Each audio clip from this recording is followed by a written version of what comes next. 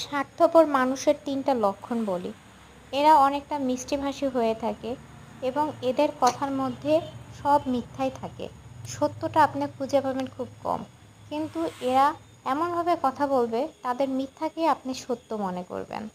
আর ৩ নাম্বারে যেটা থাকে সেটি হচ্ছে তারা সব সময় নিজের স্বার্থকে আগে বুঝবে।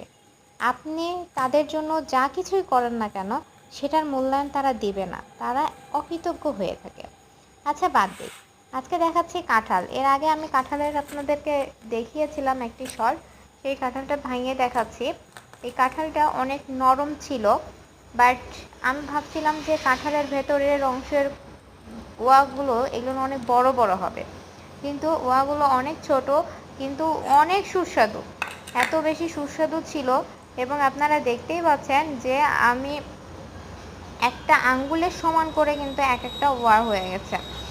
আর আমি ভাবছি যে এটা মনে হয় তেমন সুস্বাদু হবে না, কিন্তু স্বাদেও যতটা সুন্দর, এটি দেখতেও ততটা সুন্দর। দেখেই মনে হচ্ছিল যে আমি অনেকগুলো খেতে পারবো, কিন্তু কি করব, কাঁঠাল তো আর খুব বেশি খাওয়া যায় না। সর্বশেষে আমার পুরা পরিবার মিলে এই কাঁঠালটা খেয়ে শেষ করা হয়েছে এবং তারাও অনেক খেয়ে বলেছে যে অনেক সুস্বাদু ছিল। যতটা বড় কাঁঠাল, এত বড় কাঁঠালের আসলে ওয়াগুলো অনেক বড় হওয়া উচিত, কিন্তু সেখানে ছোট ছোট ওয়া। আর এতটা ঘন ছিল, মানে একটার পর একটা কাঁঠালের যে একটা বাড়তি অংশ থাকে এই অংশটাকে আমি খুঁজেই পাচ্ছিলাম না। যে আপনারাও দেখতে পাচ্ছেন ভিডিওতে যে কত ঘন ওয়াগুলো, একটা জায়গা থেকে